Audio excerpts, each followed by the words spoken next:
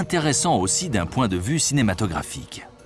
Une nouvelle star, plus grand qu'un tyrannosaure, avec une tête qui rappelle celle d'un crocodile, râblé, et sur le dos, cette crête d'épines aussi grande qu'un homme.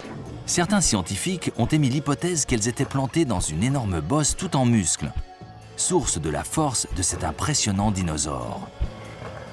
D'autres pensent que les épines sous-tendaient une voile de peau qui avait une fonction de régulation thermique, à la fois capter les rayons du soleil et évacuer l'excès de chaleur.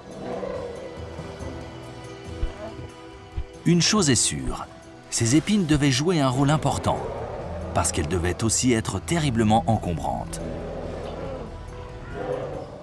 Cette voilure ne présente pas beaucoup d'avantages, mis à part d'être un avertissement. Tu vois, cette voile d'1,50 m, elle est à moi, sache-le. Je suis en pleine forme et plus gros que toi. Je vais où je veux et je suis partout chez moi. Il n'y a pas de limite à mon territoire. Mieux vaut être partenaire. La plupart des scientifiques admettent cette idée, mais sur le mode de vie du spinosaure, les théories divergent.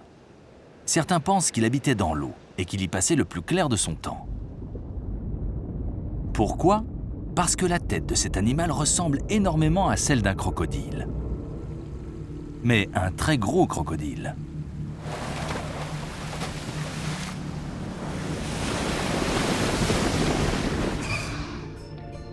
Son museau est fait pour manger du poisson. Il semble donc très vraisemblable que c'était un animal aquatique. La seule chose qu'on voyait, ce qui dépassait de l'eau, c'était ce gros aileron sur son dos. Donc l'essentiel de cette parade se déroulait probablement lorsqu'ils étaient dans l'eau.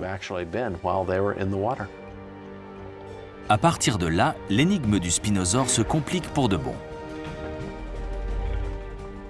Quel est l'intérêt d'être plus gros qu'un tyrannosaure si on passe sa vie dans l'eau à attraper des poissons? À quoi bon avoir des mâchoires assez puissantes pour mettre en pièces un autre dinosaure? Et cette longue griffe en forme de crochet sur les pattes antérieures? Pourquoi a-t-il développé ces armes mortelles alors qu'il gardait ce handicap sur son dos?